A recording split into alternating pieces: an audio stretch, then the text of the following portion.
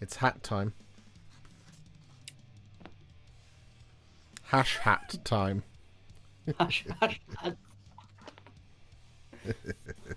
Yes, we are back once again with another Just Paint or Play, because we have the Helsmiths of Hashut. And the fun thing about this series is we're overcoming all kinds of interesting things in figuring out the format, because you see, the Helsmiths of Hashut are brand new.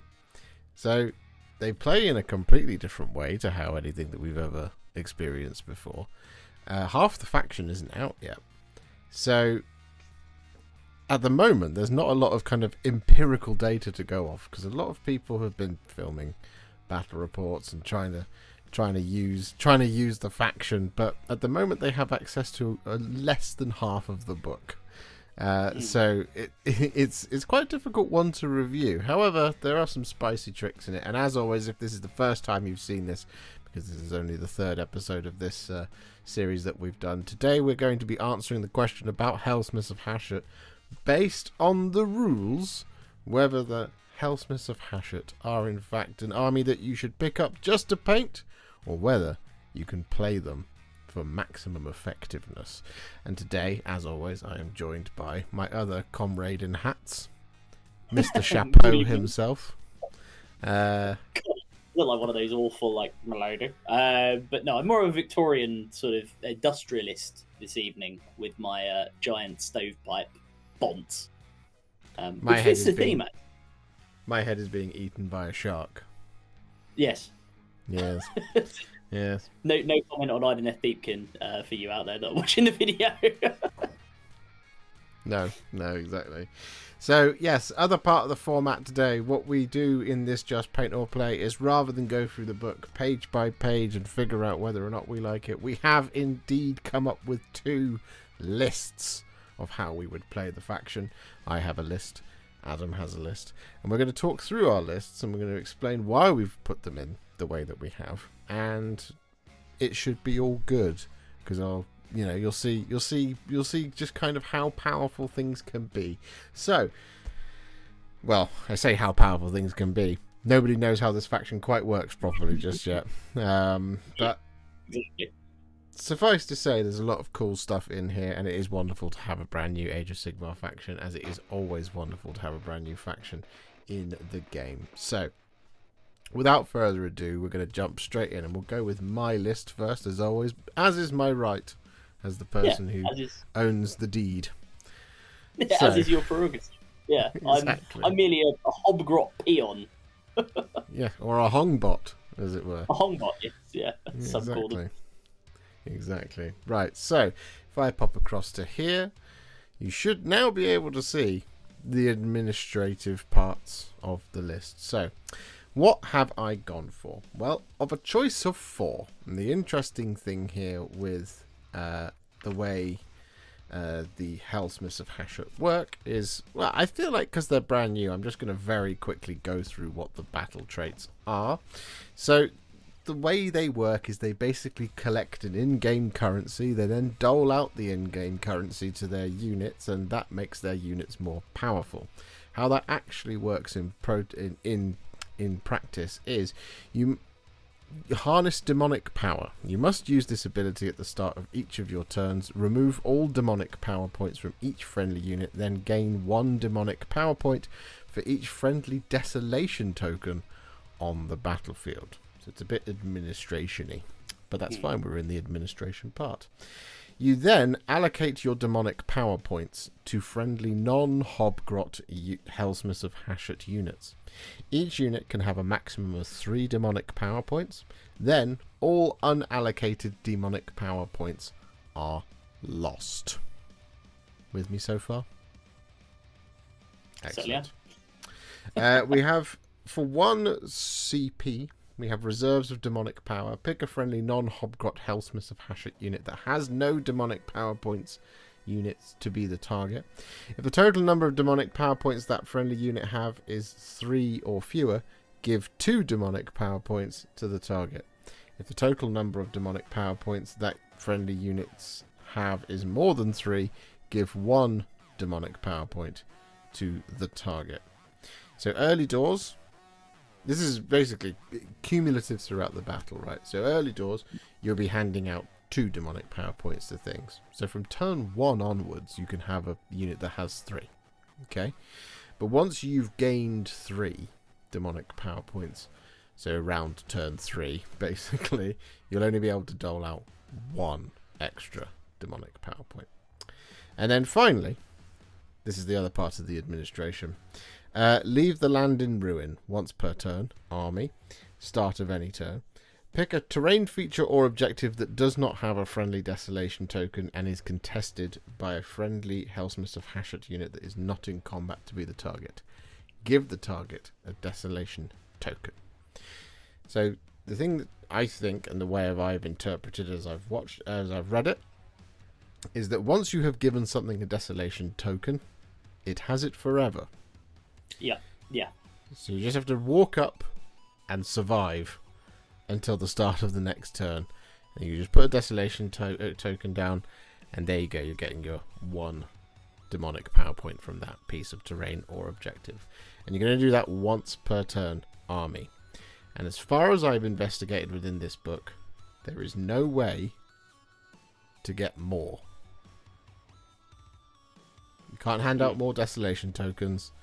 You are generating 1 per turn. Other than that CP, there's ways to move them around if you need to, and there is one way to immediately stack 3 on a unit, but that's, you know, that's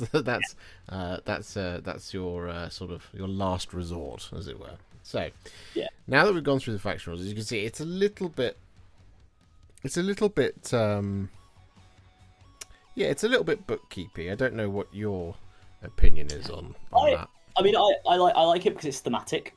So the whole thing with the Helsmiths is that they, you know, again in a nod to my sort of Victorian industrialist thing, is that they sort of wander around and gather, you know, they are Dwarden, right? They gather resources, but being that they are, you know, slightly chaosy, evil Dwarden, although they don't see it that way, they are, you know, destroying and desolating things because they just want to acquire power. And actually, the whole army rule fits that. I think it is a little bit bookkeepy, but actually, because it's terrain features and objectives, I think you can quite easily, you know, you can just mark it up with some coloured dice. You can probably make some cool tokens as well. I've seen a couple of people who've made, like already, some people who are waiting for the box to arrive who have got little kind of, you know, smashed up bits of wood and broken terrain on bases, which they're using to sort of represent desolation. So they'll pop one of those on their board. So I think it's cool, and it's different. It's something that's a little bit different. You know, it's fine. It's in-game currency. Other factions do have an in-game currency, but this one, because you're doing it off of terrain features and you just need to contest them, it's just a little bit different to how some of the others work. So yeah, I like it. I think it's cool. Yeah, I agree. I think it's all right. But the reason we don't normally go through all of that, but the reason we've gone through that is because it helps colour what it is that we've done with our lists. So yeah, now that you know all of this at home, here is my list. Here is the administration parts of my list. So battle formations, you of course have a choice of 4, as you usually do in here, and they all key off of demonic power points. They're all passive, but they all key off of demonic power points, which for me isn't great. It's better than there being like a once per turn thing, but they only really are relevant once you've stacked some demonic power points. But the one I've chosen is Castigation Battery. This is add 1 to the attacks characteristic of ranged weapons used by friendly Helsmiths of Hashut war machines while they have 3 demonic power points. So it will tell you what features quite heavily in my list. But the other 3 that are present here, there's one that gives additional rally rolls to infantry, there's one that makes cavalry faster, and there's one that improves the casting rolls. But again, they all key off of once you've got to 3 demonic power points. So for me, it's going to be happening on 1 unit at any one time in turns 1 and 2 probably. And then it's going to happen maybe on 2 units once you get to 3, 4 and 5. if you see what I mean. So none of them are particularly ideal, but for me that's probably the best one because the war machines are just incredible in here. I've got one heroic trait and one artifact of power, as is the rules, no cheating here. I have gone for Servile Automaton for my heroic trait because I think it's fantastic. You pick a friendly Helsmiths of Hashut automaton unit within this unit's combat range to be the target. For the rest of the battle, the target is the unit's bodyguard and the following effects apply. While this unit is in combat and its bodyguard is within its combat range, its bodyguard has strike first. Oh baby. If this unit is infantry, the thing that's carrying it, the hero that's carrying it, it has a ward of 5+. While its bodyguard is within its combat range. So, Tiny Dwardin takes Big Automaton as best friend. Yeah. It doesn't get better than that. It's a buddy cop. Yes, exactly. Artifacts of power, I have chosen Crucible of Spite. And this is what I was talking about earlier at the top of the program. Give up to 3 demonic power points to this unit. However, you cannot allocate or give any more demonic power points to this unit for the rest of the battle. So it's a once per game use, basically. I mean, it is a once per battle use anyway, but once you do it, no more demonic power points are allowed on that unit. The reason I've done that is because of the model I've given it to, which is the Ashen Elder, but we'll get to that in just a moment. I've picked the spell lore that's in the book. It's perfectly fine. And I've picked the prayer lore that's in the book that is also perfectly fine, because I have to, because there are no other options. I haven't gone for a Endless Spells one, because I completely forgot they existed, as I do every single time I do one of these. So whichever one's free, I guess. Emerald Lifeswarm. No, that's not free, is it? No, hang on. I can tell you what one's free. I was looking at this. You can tell we were doing this. We're doing it live. The ones that are free are... You can have Twilight Sorceries or Ether-Wrought Machineries. Those are both currently 0 points. Ether-Wrought Machineries sounds like it's... Sounds like it's cogs, on brand. You get cogs, you get the Quicksilver swords, I think. You get cool stuff. Yes. Yeah. There you go. That is my administration. That's what I've got.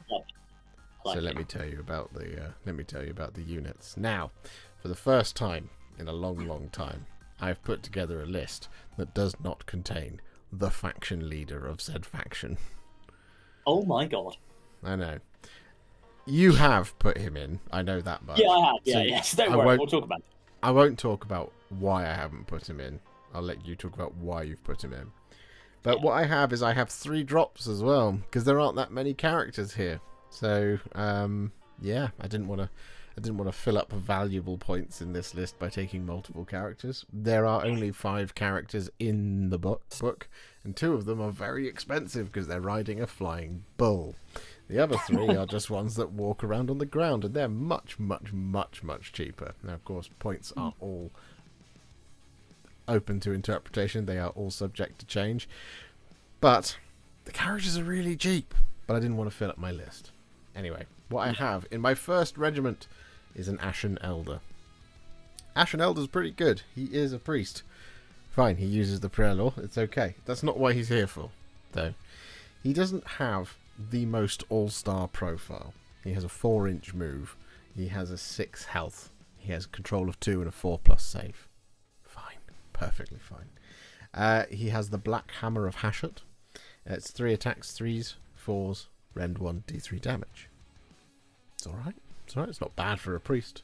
For an old man. But what he has is Extract Power. If this unit is contesting an objective, a place of power or a terrain feature, and that objective, place of power or terrain feature has a friendly desolation token, give this unit 1 ritual point. So it's going to have it, because we have to put desolation tokens on everything. So that's probably going to always key off. It's pretty good. But the main reason he's here, and the main reason he has the 3 demonic power points once per game, but it goes away if he does it again, is Stoked Fanaticism. Ignore the first damage point allocated to each friendly non-Hobgrot Helsmiths of Hashut unit each phase while it is wholly within 6 inches of this unit, Add 6 inches to the range of this ability for each demonic power point this unit has. Now, the reason I've done it this way, and maybe that 3 demonic power points belong somewhere else, on maybe one of my other 2 heroes in the thing in the book. But the reason I've done it this way is this army is not fast. It's not getting anywhere very quickly at all. So what we need here is for these abilities from our heroes to go off, you need the range. You're not going to get there quickly to be able to, just tow someone in to give them a bubble of an aura or something like that. So you need the range. You do need the range here because, like I said, everything moves really slowly. Everything moves about 4 inches, 6 inches, or 10 inches. The fastest things in the book, I believe, are the cavalry, and they go 10. Yeah. Maybe the 2 flying boys. Yeah, they also go 10. So the fastest thing here in the book is 10 inches. You're going nowhere fast here. So that's why I've done it this way. So anyway, Ashen Elder. He is then being accompanied by 3 units of Anointed Sentinels, which are they're the naked cavalry, I believe. Yes. Yeah, they're the guys with no armor on. They're quite cool. Paint or play video, we should talk about the models. They're quite cool. They don't have any beards, which is quite unusual for a Dwardin. For a Dward to not have a beard, I think they have these tattoos instead that represent beards on them. It's supposed to show their dedication to Hashut, which is quite cool because they're kind of the religious ones. Yeah, a fun little extra thing for you to have to paint into your unit. So yeah, I have 3 units of Anointed Sentinels, and the reason I have 3 units of Anointed Sentinels is not because I think they're good. I think they're okay. I don't think they're bad by any stretch of the imagination.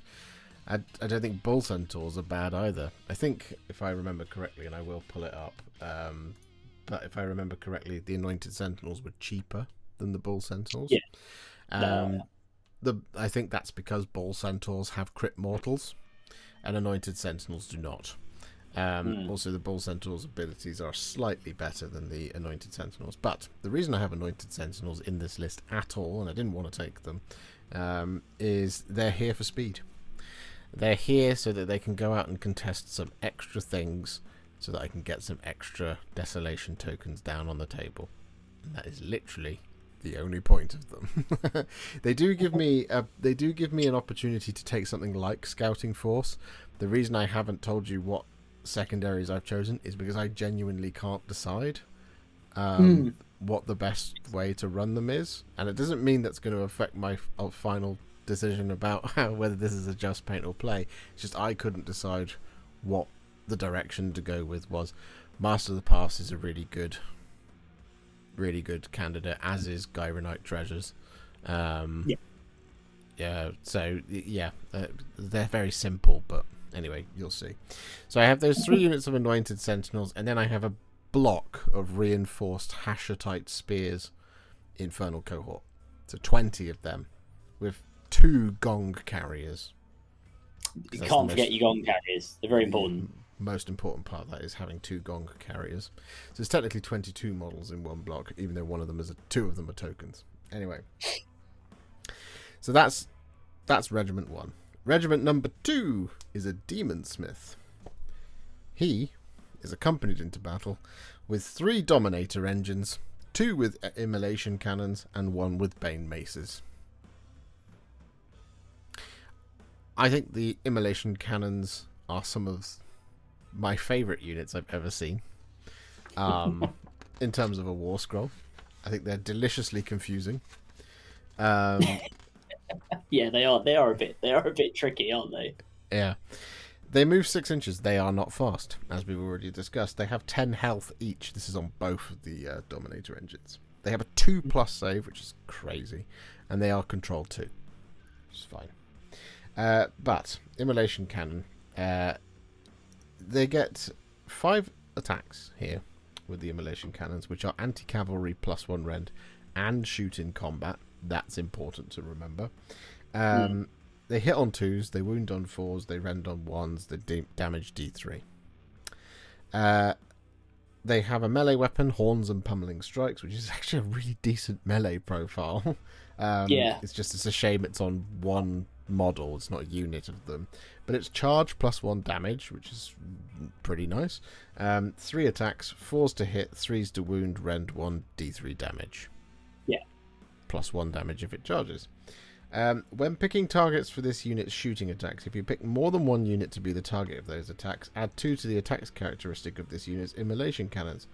For each target picked, however, those additional attacks must be split evenly between the targets you picked, which I think is crazy good, especially when you play a game of Age of Sigmar, where sometimes a game of Age of Sigmar can turn into a little bit of a let's just push our armies into the middle and have a big old fight, shall we? And it's at that point where, okay, you have an 8-inch range on the gun, but if you can get good enough range, and you're shooting in combat, let's not forget, but if you've got an 8-inch range on the guns, and you can split that attack 5 ways, you're generating 2 attacks per thing, so you're hitting 3 shots on every unit within 8 inches, which I just think is really strong.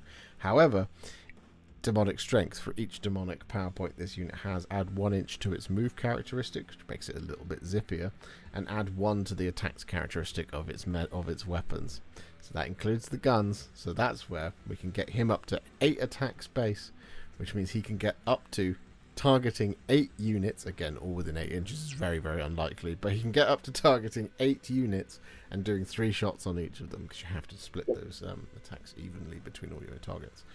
But I just think that's really, really strong, because even if you split fire and you're hitting at 8 shots and you're at your split fire between 2 units, you're getting 4 extra attacks there, right? So you're going up to 12 attacks. It means you're shooting 6 shots at 2 different separate units, which is just really good. So yeah. Really and good. shooting combat, so you can't shut him down either, which I think is just nice. The Bane Maces. Have you got Bane Maces in yours? No, I didn't. I didn't go for Bane Maces for reasons I will get into. Okay, I'll quickly talk about the Bane Mace then. The Bane Mace has 4 attacks, charge +1 damage, so pretty tasty. 4 attacks. Anyway, 4s to hit, 2s to wound, rend 1, damage 3. Rend 1 is a bit of a problem here. And has the same thing for each demonic power point. Add 1 to the move characteristic, add 1 to the attacks characteristic. So he's only going to ever get up to 7 attacks total. Whereas Horns and Pummeling Strikes over on the Dominator engine with Immolation Cannons, that's going to 6 attacks and has a shooting weapon as well, which also gets affected by it. So it's just orders of magnitude more efficient on the Immolation Cannons, I think. Yeah. I agree with you. I agree with you. Yeah.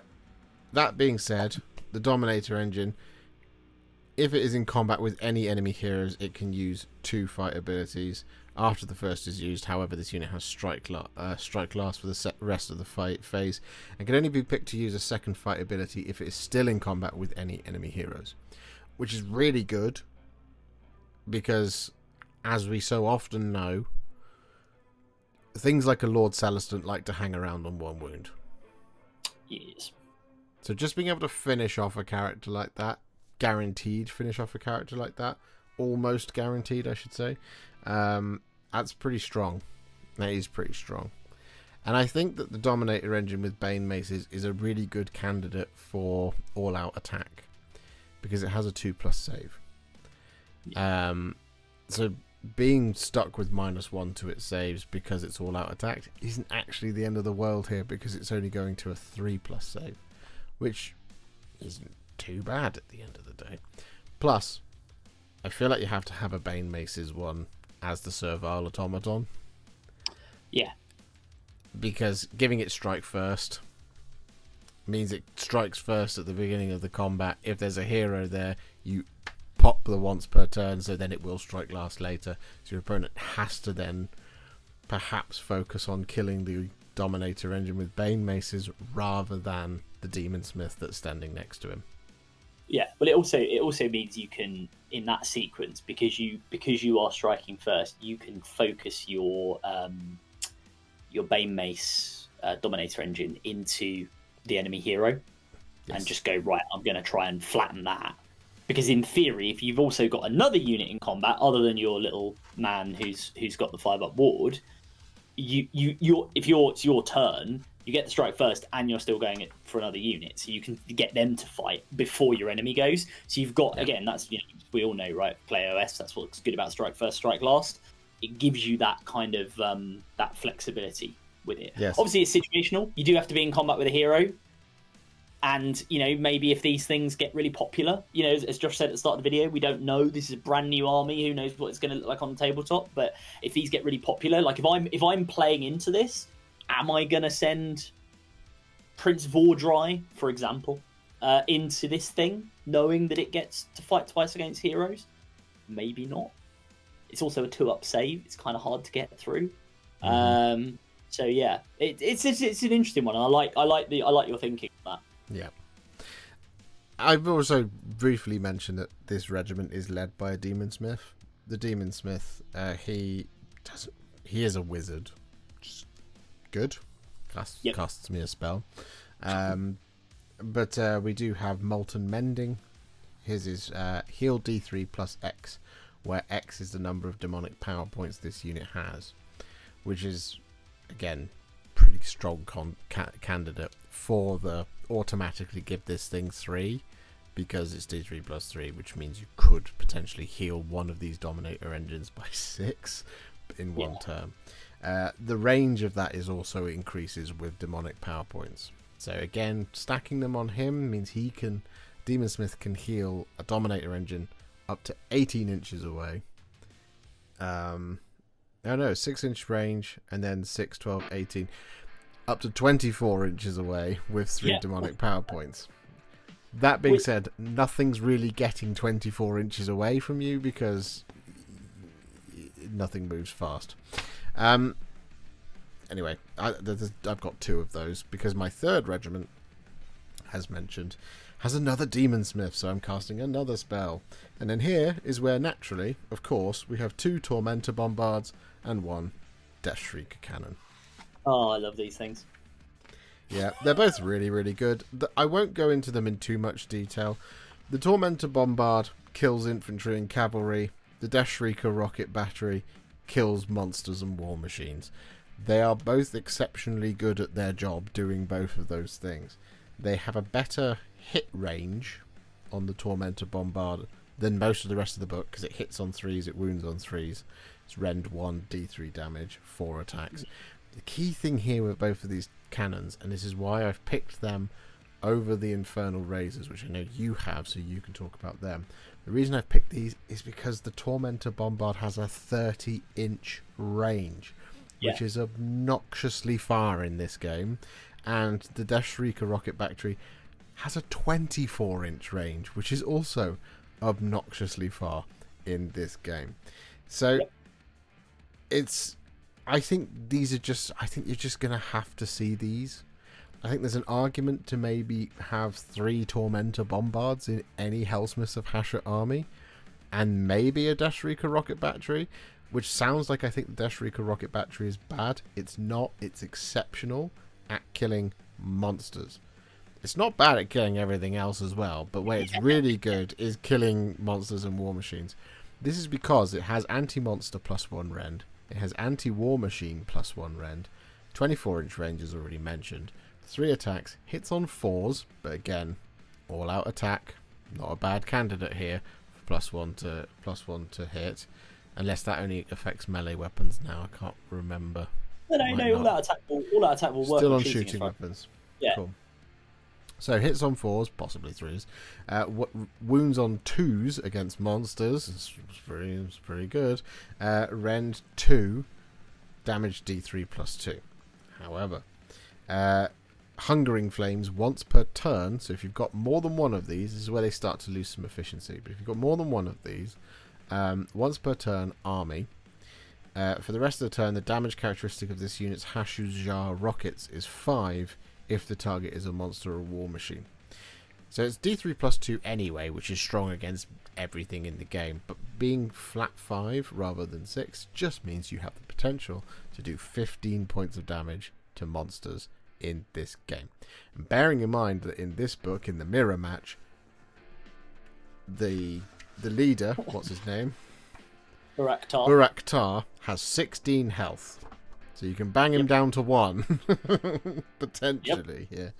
Yeah. But also, watch them burn. Roll a number of dice equal to the number of demonic power points this unit has. For each other enemy unit within the combat range of the target of this unit's shooting attacks, for each 3+, inflict 1 mortal damage on the enemy being rolled for. Yeah. So it forces your opponent to scatter.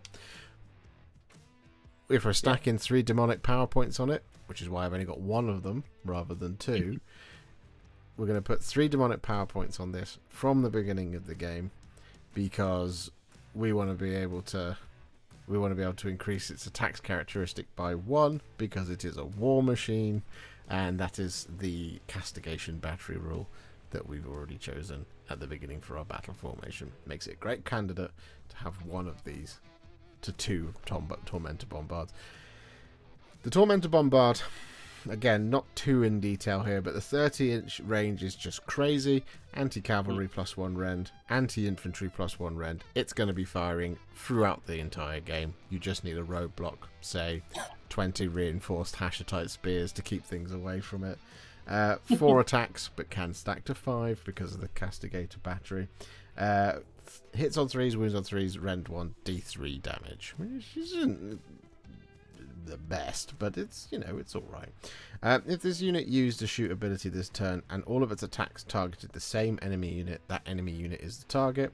You can then you can pick a number of enemy units within 6 inches of the target equal to the number of demonic power points this unit has to be additional targets.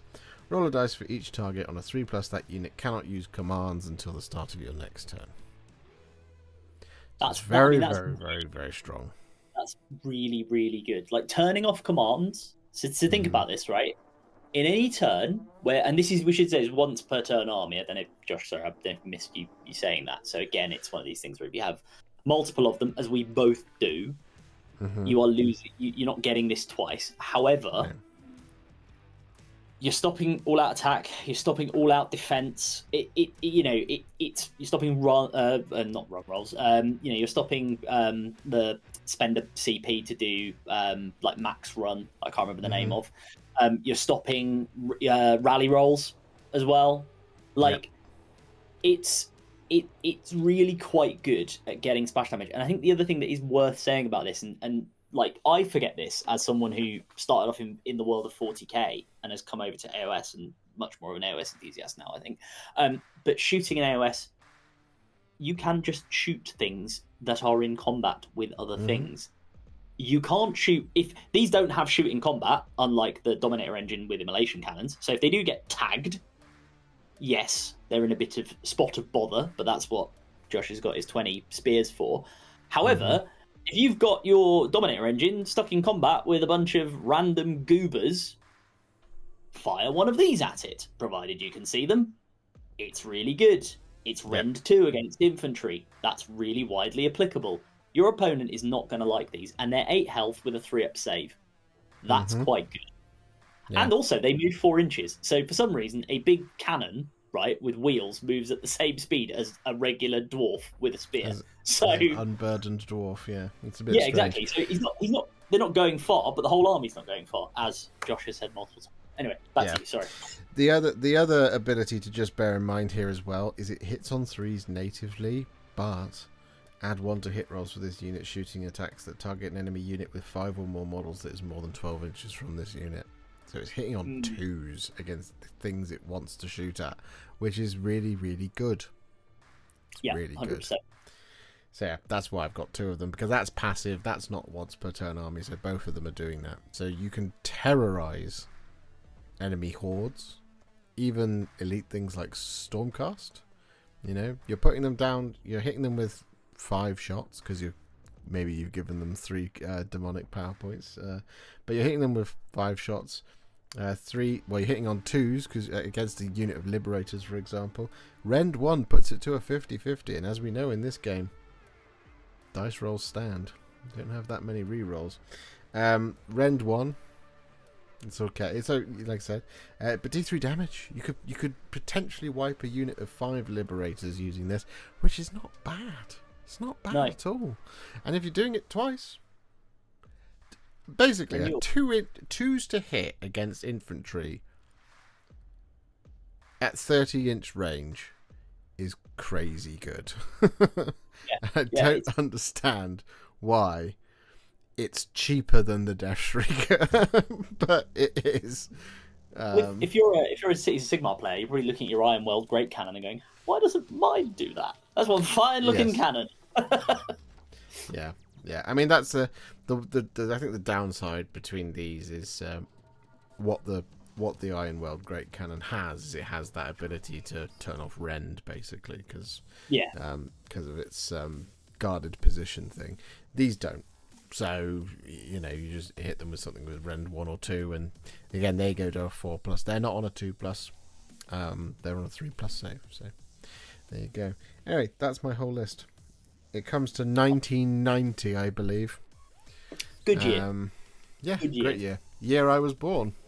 And as of recording right now, it's only 5 days till the anniversary of that hallowed date.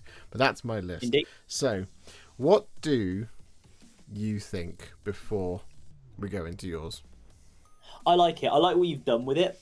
I think it's interesting that you've gone for the Anointed Sentinels, and I think one thing that is interesting in this book is there is a lot of good stuff, and most of it is actually very cheap. But that therefore gives you the difficulty of choice. And I like the fact you've gone, no, do you know what? I'm going to build into this thing with my war machines. I've got my 3 Dominator engines to go out and hold the mid-board and just sit there and go, I'm on a 2-up save. Come at me, bro. You've got your speed bump of your 20 spears. Your characters are scattered around in there doing what they need to do and doling out, their abilities. You're leaning into, okay, the demonic PowerPoint economy is what it is. I'm going to stick it where it needs to go and maximize that with castigation battery. Yeah, I think it's good. I think it's really good. And I think it's a bit different, because I think my list, when we get into it, I think mine is more of the basic boggo, I've just looked through the book and gone, what looks most powerful, I'm going to take that, right? Because that's who I am. But there is some thought behind it, which I'll get into. But no, I like yours. And you will see, fine viewers, you will see a bit of crossover between our lists, because naturally this isn't a big book. There aren't that many units, although I will say good number of units for a brand new army, actually, I think. 16, something like that? Yeah. It's a good number. And also we should say, and we didn't earlier, but no faction terrain yet, no manifestations yet, so we'll talk a little bit more about manifestations in a sec. But yeah, I like it. It's a good list. I'm a fan. It is 16 War Scrolls, I just counted. Yeah, I mean, look, I built an army, and again, we'll get into this a little bit more at the end once we get through to your list. But I built my army with the intention of using the Regiments of Renown. That's the main reason I went for it. I mean, look, there's 2 really good armies of Renown in here. One which is just all war machines, which is it's nothing to be sniffed at. And yeah, I think ultimately, do you maybe play those over and above this? I don't know, because of the way that the army works with the demonic power points. When you start kind of looking at the Tar's Grand Forge Host, or the other one, Ziggurat Stampede, they don't stack demonic power points. Yeah. And they've got ways to count as if they've got it on 1 or 2 things, but because the demonic power points thing is built in at the War Scroll level, it's very interesting. Anyway, shall we go into your list? Here we are then. Let's look at your list, shall we? Administration part. Let's go. Yes, so I too have gone for the castigation battery, so I won't go into this. As you will see on screen, there are a number of bull centaurs, which we'll get into in a second. So bulls of the ziggurat, which is the other option. for this one adds 2 inches to the move characteristic of your cavalry and monster units while they have 3 demonic power points. It's good, but I actually think the castigation battery is better. And the reason I say that is basically for all the things that Josh has outlined and we were talking about a second ago, which is that war machines, particularly the bombards and the rockets, are really, really, really good, and they're a good candidate to just have the 3 demonic power points. I think bull centaurs work without them, which is what I'll get into in a second. In terms of my heroic traits and my artifacts, so my heroic trait, I have gone with an eye for weakness. Great name. These have great names, by the way, in this book. This is, you can pick an enemy, a visible enemy unit within 18 inches of your artifact carrier to be the target. Mine's a demon smith. And until the start of the next round, add 1 to wound rolls for combat attacks made by friendly Helsmiths of Hashut units that target that enemy unit. It's just good. It's +1 to wound in combat. So I just think that's really handy all the time. I do like Servile Automaton. I think Josh has got a great choice there. But I would prefer to keep my Demon Smith out of combat. And then on the artifact front, I was tempted by the Crucible of Spite, but I've gone something different, a slightly different route, which we'll get into in a second. And therefore I've gone for the Gauntlets of Punishment. Yes, they're boring. It's pick an enemy unit, visible enemy unit within 12 inches. Roll a d3 on a 2+, inflict an amount of mortal damage on the target equal to the roll. Yes, it's boring. I know I'm being boring and I'm sorry, but you know what? It's additional mortal chip damage in an army with not necessarily amazing rend. Quite good. I will say you've probably seen others talk about the Scroll of Petrification, which is the other artifact. We should talk about that very briefly. Basically allows you to pick a friendly unit once per battle within 12 inches of the carrier. Target has ward 2+ for the rest of the turn, cannot use any non-passive abilities or be picked to be the target friendly abilities, and enemy units can ignore the target for the purposes of movement, charging, or setting up on the battlefield. Basically, you turn a unit to stone for a turn. Sounds really good for sort of move blocking, kind of, because you can ignore it for the purposes of movement, but you know, it's still there. The reason I didn't do this is just because there is a lot of stuff in the game now that turns off wards, right? So actually having ward 2+, it's amazing till you run into your opponent that just goes, oh, I've got a spell or an ability or a token or a thing. I'm going to turn the ward off, problem solved, and send some goobers into them to go and annoy whatever we've tried to block me off with. I don't care. So, yeah, I went Gauntlets of Punishment. So I'm being boring, but I'm being boring. Sorry. Spell Lore, I've gone for, obviously, Law of Infernal Power, so the one that's in the book, and the Prayer Lore is obviously the one that's in the book. I should say there are some really good spells in here. You can halve your unlimited spell, halves the move characteristic of the target on a 6+ to cast until the start of the next turn. For an army, it doesn't move very far. And it's an 18-inch range, I should say. For an army that doesn't move very far, that's really good. And I'm kind of leaning into that because I've got a fair bit of casting as far as this army goes. Should also quickly say Molten Metal, which is my other favourite spell in this. It does cast on an 8, but it is really good. You pick a target within 18 inches and you roll a number of dice equal to the unmodified casting roll and inflict 1 mortal damage on the target for each roll that equals or exceeds the target's save characteristic. Again, in an army with low rend, you're running into stuff with 3-up saves like Chaos Warriors or Stormcast. They're going to hate this. So it's a hard spell to get off, but again, really quite good. Prayer Lore, again, is good as well. You can add rend to the weapon characteristic of the melee weapons of a target. And if the chanting roll was 8+, units melee weapons also have crit mortal with a prayer called Furnace Blessing. That's really what I'm looking to do here. There are, the unlimited prayer is still pretty good, but that's what I've got an Ashen Elder, as you can see in my list. That's really what he's here to do. Again, buff up the rend, make me more killy. Okay, so moving on. So General's Regiment, as we will see, and as mentioned earlier, I have brought Urak Tar, the first Demon Smith. He's the named character for the army. He's the leader of the Helsmiths of Hashut. Why have I brought him, aside from the fact he's a very, very cool model? I think he's got some really good abilities. So he is a 10-inch move. He's a 3-up save. He is a 5 control, and what is his health characteristic, actually? I cannot remember. 16. His health 16, there we go, yes. So his health characteristic is 16. So he's pretty chunky. He's got a ranged weapon, Ruinous Torrents. It's crit 2 hits, 18-inch range, 6 attacks, to hit, 4 to wound, rend 1 d3. Yeah.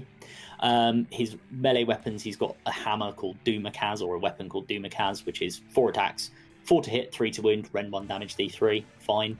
And his bull Taurus Gorakos, his big infernal Taurus thing, is charge +1 damage, companion weapon, 6 attacks, 4+ to hit, 2+ to wound, rend 2, 3 damage, 4 on the charge, right? So pretty good. He's got a cool ability. His passive is called Peerless Among Demonsmiths. Basically, if you stick your demonic power points on him, he gets better. You give him 1 point, he gets a 6-up wall. You give him 2, he gets a 5+ wall and +1 to casting roll. You give him 3, he gets 2 to his casting roll and is a 4-up ward against damage inflicted by spells, prayers, and manifestations, and a 5-up ward against everything else. So you can make him really quite tanky. His own spell that he's got is called Curse of Stone. It's kind of a funny one, this one. It involves drawing lines, and you sort of draw a line from one point to another point, and then from that point to another point after that, each line being 9 inches, or within 9 inches. The first one is within 9 inches of Uraktar, the second one was within 9 inches of wherever you've done the first point, and then you basically roll a d3 for every target the lines pass across, and on the 2+ inflict amount of mortal damage. That's quite good. You can get quite a lot of someone's army with that. With the range on it. His ability Pitiless Trampling is really good. Once per turn army in a charge phase, any charge phase I should say. If the unit charged, pick an enemy unit within an inch to be the target, inflict d3 mortal damage on it, then roll 2d6. Unit can move the distance up to the value of the roll, can pass through models in the target unit, but must end that move in combat. Gives you maneuverability to move him around, even while you're remaining in combat. And the thing I've really bought him for, which I've kind of buried the lead here, is his ability called the Master of Demonic Power. So he has the ability to, in the enemy hero phase, he can remove up to 3 demonic power points in total, any combination of friendly units wholly within 18 of him, and then allocate them to a different friendly non-Hobgrot Helsmiths of Hashut unit wholly within 18 inches of the unit. Yeah. The reason that's really quite good. Yeah, the reason that's really quite good is because, as we've said, you're going to be generating a couple of demonic power, but you're putting down a desolation token every turn, right? Theoretically, if you're on the objectives or terrain features, and you're generating that number of points. This guy gives you the ability to go, oh, actually, I need them over here to be defensive, or I need them over here to be offensive. I'm going to move them round, right? So, for a good example of something we talked about earlier with the Ashen Elder's ability to ignore the first point of damage and have the range increased on that, what do? Maybe you stick 3 points on him, increase the range up to 24 for your opponent's turn. It allows you to give that defensive ability out, means you're ignoring the first point of damage. So he just gives you that ability to move things around, which is quite good. He is also Wizard too, he's Fly, so he is really good.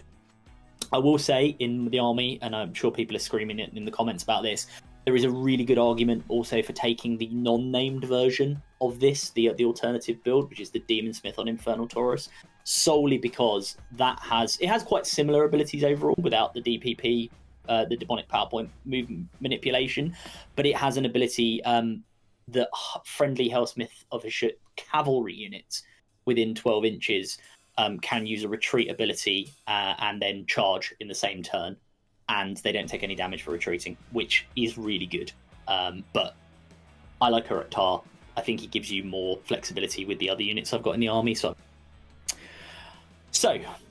moving swiftly on then. So the other thing in his regiment is a reinforced unit of Bull Centaurs.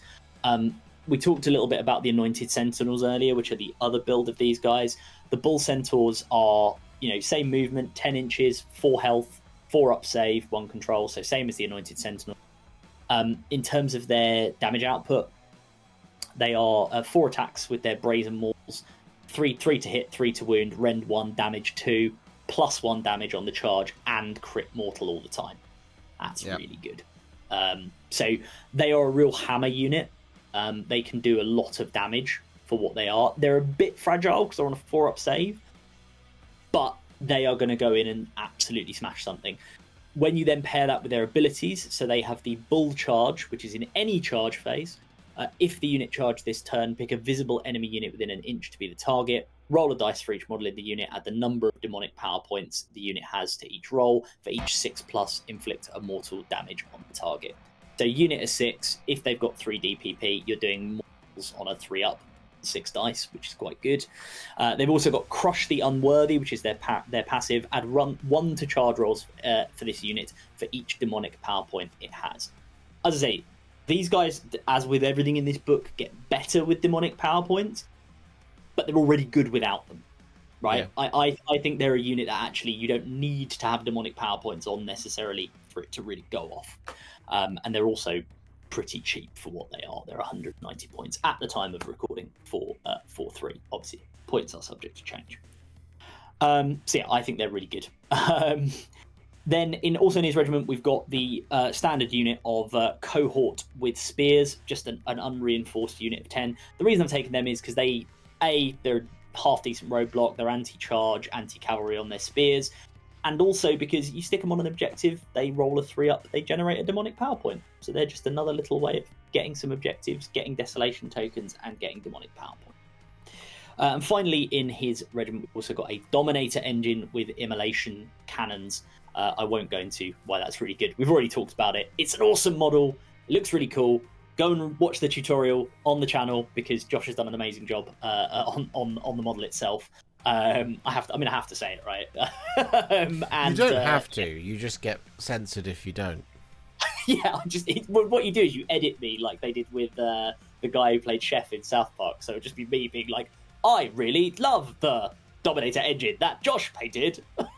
Yeah, no. Yeah. Or I'll just replace your voice in ADR like Madame Web.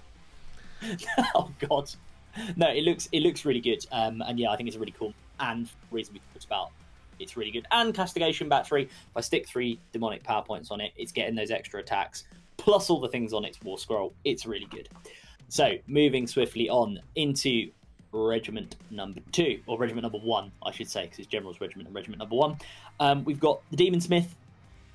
Really good for all the reasons Joshua's talked about. Again, additional casting. He's got the artifact and the heroic trait.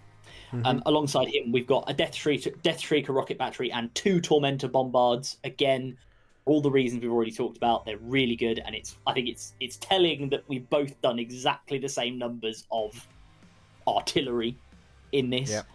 Yep. So then, moving on to regiment number 2, we've got an Ashen Elder. Again, we're limited, so we're going to be talking about the same things, but really good for all the reasons we've discussed. I've gone for, and this is where I will say there is some pick and mix, some choose your own adventure with my list. So I've gone for another unit of Bull Centers because they are quick. They move 10 inches, as we've said. They can go out and do some desolation tokeny stuff for me, and they're still quite good in terms of combat. I think you could swap that potentially for another Dominator engine because it's the same price. So three Bull Center versus a Dominator engine with immolation cannons. You could swap that out if you wanted 2 of those, again, for the reasons you've gone for. Joshua, having 2 in the middle is really good. And then finally, we've got a unit of Infernal Razors with blunderbusses. Just a minimum unit, 5 guys. They're making a burger restaurant with guns. And these guys are interesting, and I think they're worth talking about for a second. So they are 4-up save, 1 health each, move 4 inches. They're a Boggo Chaos Dwarf, or a Helsmiths of Hashut, I should say, in line with the Spear guys, but with a slightly worse save.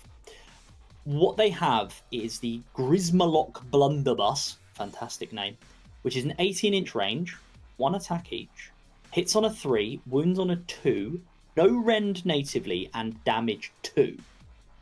But they have 2 abilities. The first one I'll talk about is called Manglers of Metal, because this is common to the ones that have flamethrowers as well, which is the other option.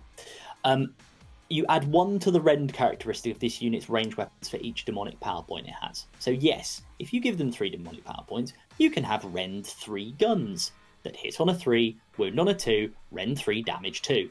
That's really good. Again, Uraktar, right? I can move demonic power points around, so if I power these guys up, I'm not necessarily losing anything. Their other ability, which is really why I think they're worth taking, and maybe why having just a minimal unit rather than a reinforced unit may be the way to go, is Hateful Hail, which is once per turn army, your phase. If this unit used a shoot ability this turn and all of it targeted the same enemy unit, that enemy unit is the target. Roll a dice and add the number of enemy models in the target unit slain by attacks made by this unit this turn. If the result is 6+, the target has strike last for the rest of the turn. Now, that is really good. It is reasonably difficult potentially to get, depending on what you're targeting.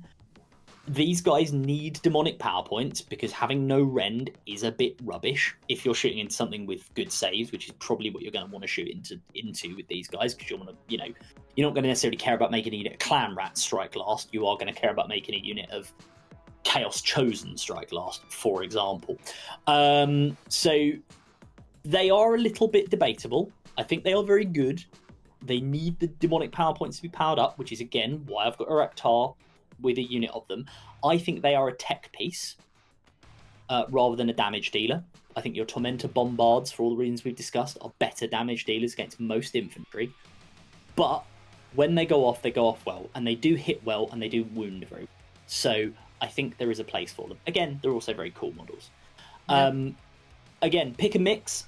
I think you could go, do you know what? I'm not going to take these guys. I don't care too much about Strike Last. Instead, I'm going to put a unit of Hobgrots in. Because we should say the Hobgrots, they're a funny little unit. They're like 70 points at the time of recording. They're dirt cheap. They don't get anything, as we've talked about in all the abilities tonight. They are, or in this video, they are non-Hobgrot Helsmiths of Hashut unit gets ability. So they don't get anything out of the demonic power point economy. However, what they do have is a pre-game move. So they have a little movement you can do at the start, which is quite good to be able to go and stick them on an objective or a terrain piece, get your Desolation token out early somewhere that might end up contested, and if they die, they die. You don't really care too much because they're just a roadblock at best. But yeah, I think there's options. That took me to 1,960 points total, as discussed. Therefore, in terms of manifestations, I went with Morbid Conjuration for 40 points to bring me up to a nice, beautiful round. Millennium. Robbie Williams is singing It's the Year 2000. We're opening a dome. We're doing all sorts of things.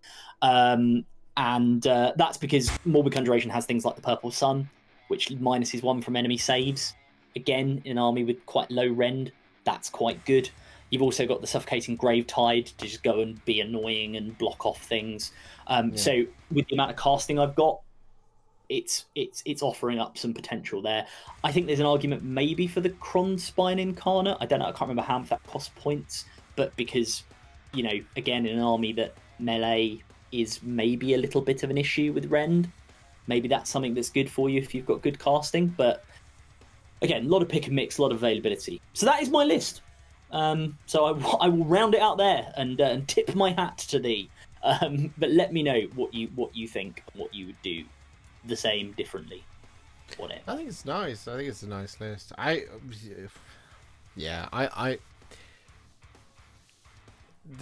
The cavalry for me are a bit of a letdown in here.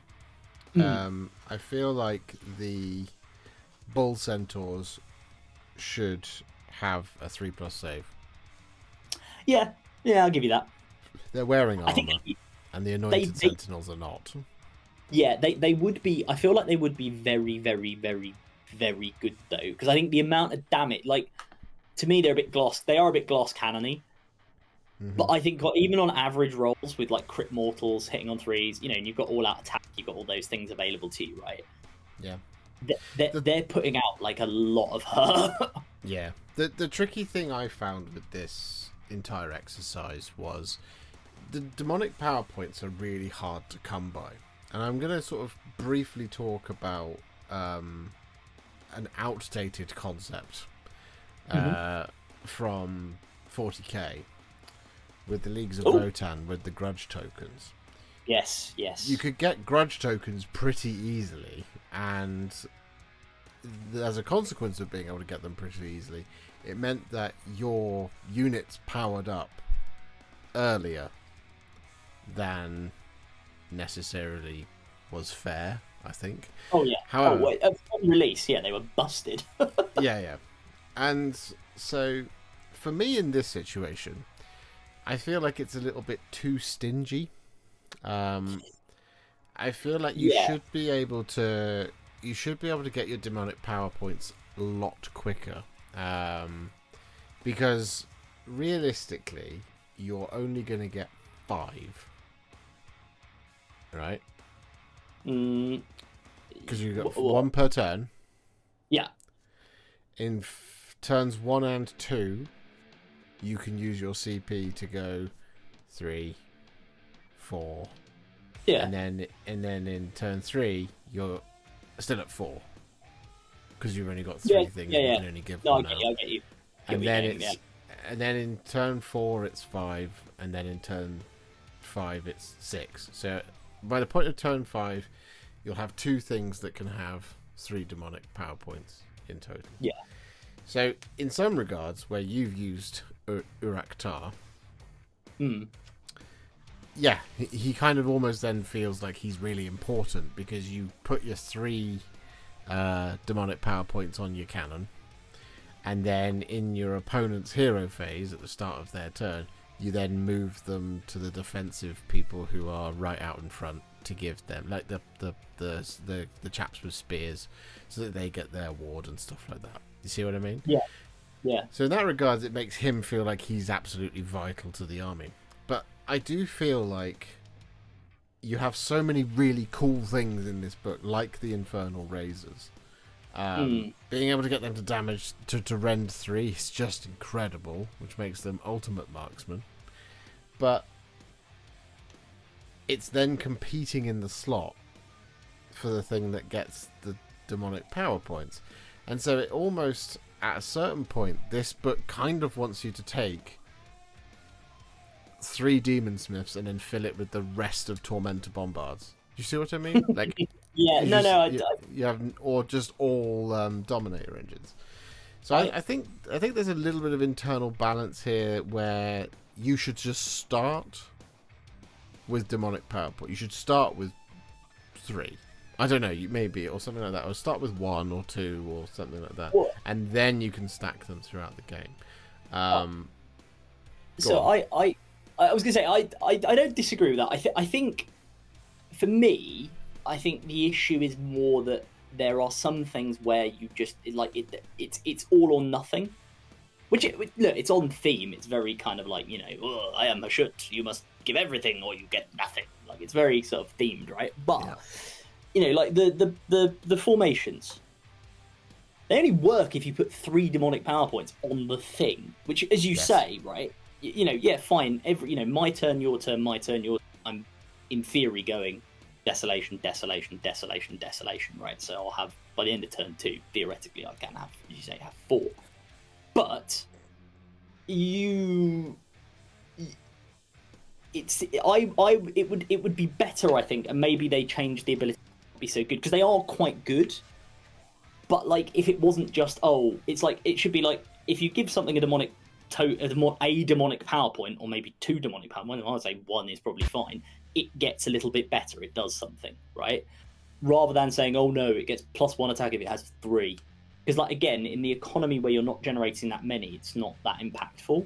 Because, like, as I say, the battle formations for me were a bit because it's just, I'm going to power up. I'm just picking what's going to power up a unit every single turn to the best I can, which probably is your guns, right? Is your artillery or your war machines, rather than the cavalry. And even then, like the cavalry one, as I say, it adds 2 to their move characteristics. Hey, a 12-inch move is great, but the army as a whole is not moving very far. Do I really want to sling my cavalry out in front? They're already moving 10. Do I care too much about moving another 2 inches? Yeah. Possibly not, right? I mean, maybe I do. Maybe I'm being silly. Maybe I want them to go get desolate some land. But I just don't think they're. I think you're right. I think they're being weirdly stingy some of the time. Other of the time, they're being really quite generous, right? Because, like, look at the Tormentor Bombards. Do the Tormentor Bombards absolutely need to have demonic power points put on them to be good? No, they're just good. They're good as they are. Same as the Bull Centaurs. They're good as they are. They get cool abilities and they do other cool stuff. They get better with demonic power points. Whereas the Infernal Razors, basically, if they don't have demonic power points, they're kind of crap.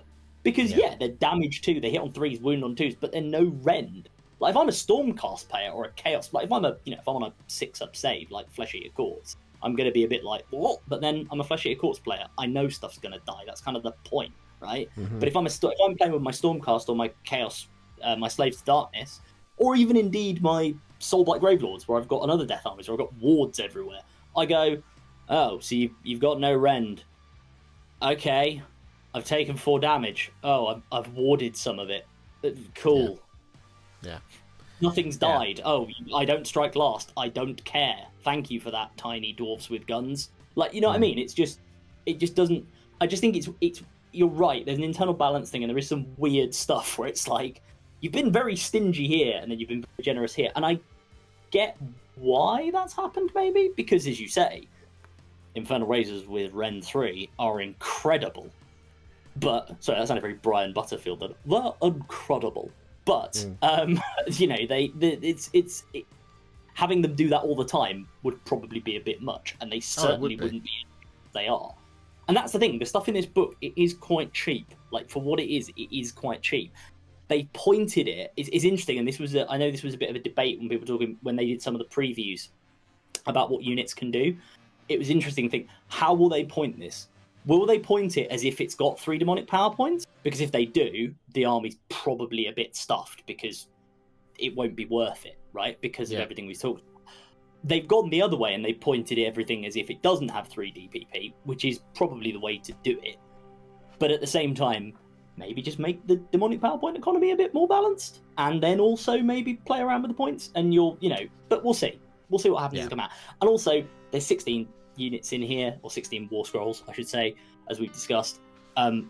There will be others, presumably, at some point in the future. I would broadly expect, if nothing else, a terrain feature and probably some sort of manifestation lore, given these are dwarves magic and not, flying dwarves with robots like the Caradron. So, more will come, but as a book, I think it's quite fun. It's quite cool. So here's my question to you then, of course. This is the entire question of the entire video. Helsmiths of Hashut. Yeah. Just paint or play? Nah, I think you got to play them. I think they're a cool little painting project. I think you got to play them. And I do think if you are not a Helsmiths of Hashut, as you mentioned yourself, even if you are going, I don't want to play this army en masse, if you're a Chaos player, you're probably going to want the Regiment of Renown because you can have some guns, and that's quite handy if you're the Slaves to Darkness who don't have any shooting. Or, who else has shooting? Tzeentch has shooting. Nurgle sort of has one unit that shoots. Like Blades of Khorne. Blades of Khorne. Yeah, Blades of Khorne are going to love this, right? You know what I mean? Nurgle. Yeah, that's what I'm saying. Like Maggotkin, they have the what are they called? The Warcry guys that have blowpipes and dole out disease. Rotmire Creed. The Rotmire Creed, Exactamundo, but that's one unit, right? Yeah, I think there's things, and also I will say, tip my hat, wave my flag for Spearhead. The army box that you can, I believe, still get is a Spearhead. That's quite cool. I play a lot of Spearhead. I think these guys are going to be a very interesting Spearhead because of what's in the box. So I think they're a very much, for me, they're definitely a play army, even if I'm not necessarily going to collect, the full lot. I mean, God knows I probably will look at my cabinet, but I'm that kind of person. But yeah, I would say yes. I think they are a paint and a play from me. Back to you, Steve, in the studio. Well, play does indicate that you do paint. Well, yes, of course, yeah. It's not. Is it? I designed the question so that there's no fence sitting. There's no fence sitting. Yeah, you can't. I'll have them in grey, please, and I will play with them as I choose. Exactly. So I'm now going to sit on the fence. I think. On your head. Yeah, exactly. I think both the regiments of renown in here are fantastic. I've never seen you say yes, regiments of renown. It's great. Oh, because they're great. They are fantastic. We have Seeker of the Dread Dirge, just a brilliant name for it anyway, which is one... album. of the Dominator engines with Bane maces and an Ashen Elder. Yeah. Which is just nice. It's just flat nice. Even on their own. Buddy cop comedy you keep trying to pull in all your armies. Yeah. It literally is. But the Cursed Steel Battery, you've already touched on it. The Cursed Steel Battery is a Demon Smith, a Tormentor Bombard, and a Death Shrieker Rocket Battery. And it's just really strong to put into your army. You for a CP from your army, and if your army is not particularly CP intensive, if neither War Machine unit in this Regiment of Renown used any shoot abilities this turn, pick an enemy unit to be the target for 1 CP. For the rest of the turn, while that enemy unit is on the battlefield, the War Machine units in this Regiment of Renown can only pick that enemy unit to be the target of their shooting attacks. Each of those War Machine units counts as if it had 3 demonic power points. The first time you use this ability, you use it without any command points being spent. So at the beginning of your shooting phase, because you haven't shot anything, for 1 CP, you're basically stacking 6 demonic power points on both your cannons at 1 potential foe. And you can absolutely annihilate it off the face of the earth with that much firepower in any Chaos army. So, I mean, this is the thing, right? You say Skaven have got lots of shooting. Skaven do have lots of shooting. Have you tried adding more shooting? Oh, shooting? Yeah, that's true. To it. Tough shooting as well. Shooting that also doesn't blow up when you use it.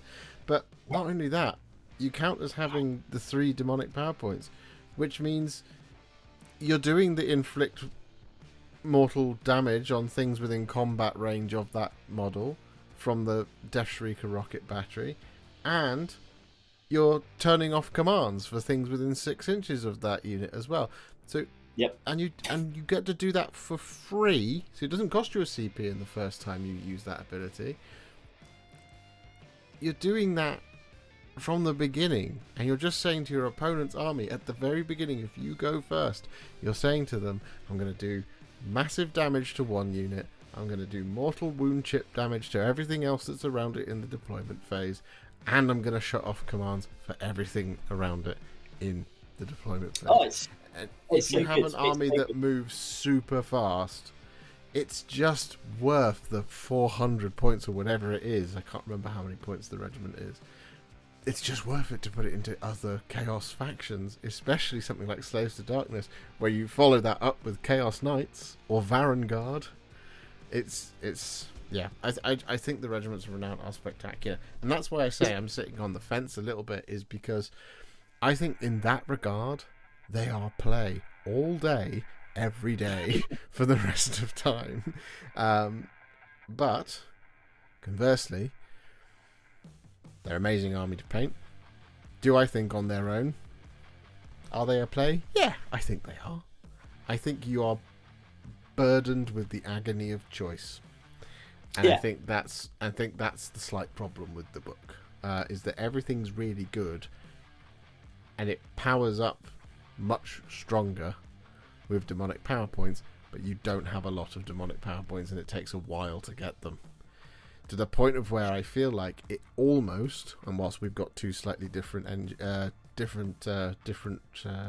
lists, it's almost at the point where you might as well just buy 10 Dominator engines. do you know what I mean? That'd be a hell of an army as well. I think that would be horrifying. Like those, everything on a 2+ save. Those 10, what are they, 10 Deathmaster lists or whatever they are, people are running for Skaven as at the time of recording, which I just think is hilarious. I will say as well, just on the whole, like, is this army, paint or play? We should talk about, the sort of the lore and stuff and the artwork. It's worth saying as well, like the lore around that, talking about stuff being themed. Like whoever wrote this book, whichever of the rules team wrote this book, a bit like when we talked about Flesh Eater Courts, props to them for theming, because again, even that Regiment of Renown, the cool thing about that, the Cursed Steel Battery, the blurb, right, when we're talking about this whole thing of you can spend a CP but you get it for free the first time, the blurb for that, the little lore blurb, is literally the Demon Smith is showing off So he gets the people who've hired him. He goes, right, you see that unit over there? Watch this. They're dead, right? As you say, you wipe them off the field. And then he goes, cool, I can do that again, but it is going to cost you, which is your command points, right? Because he's a mercenary, he's for hire. I love that. I think that's really cool. Yeah. That's a really good example of a cool rule. It's a good rule. It's a rule you're going to like, but it fits the theme. Yeah.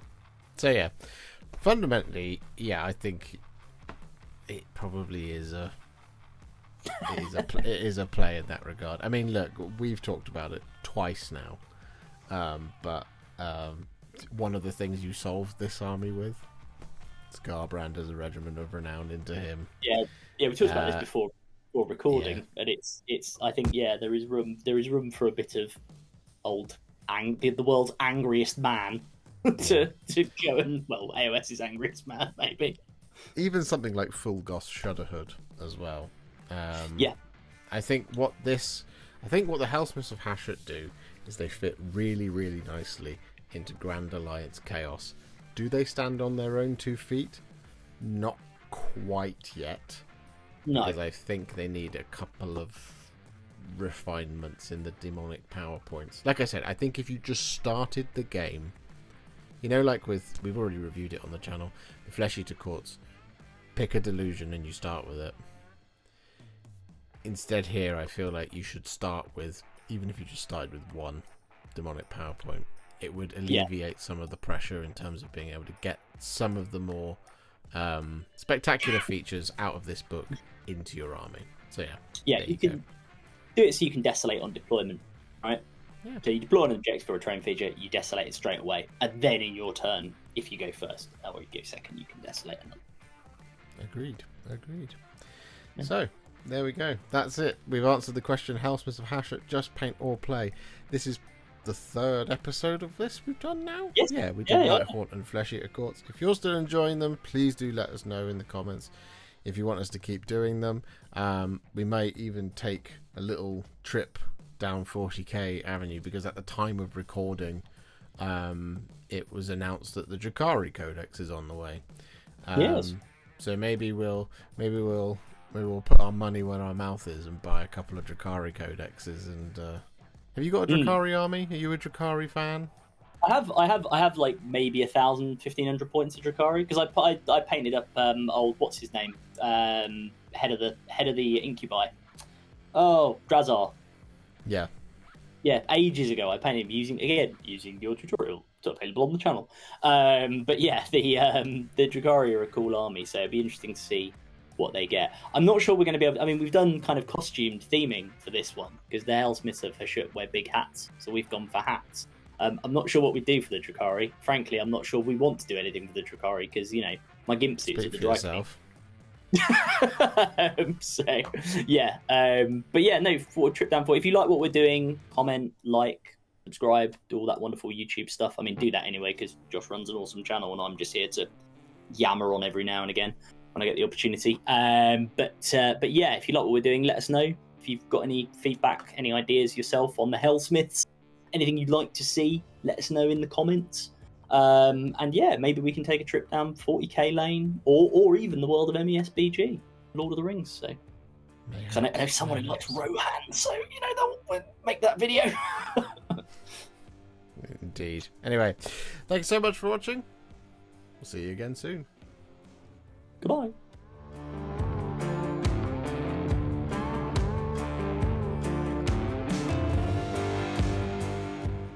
If you enjoyed this video, you love the channel and you'd like to support me further, you absolutely can do so by heading to patreon.com/Warhipster, just like all of these wonderful, amazing people have done. And alternatively, you could become a YouTube channel member by clicking on the join button below, exactly like these fabulous folks have done, scrolling up on the screen before you. There are so many of you out there that it really takes my breath away, and I cannot thank you enough for everything you do, as without you I wouldn't be able to keep making these Contrast Plus videos. And if you really like this video and you want to send me a little thanks, just click on the thanks button just below this video. Don't forget to share it, like it, comment on it, and don't forget to subscribe to the channel, and to make sure you stay up to date, don't forget to click the bell icon. Thank you so much for watching, and I'll see you all very soon in the next one. Happy wargaming.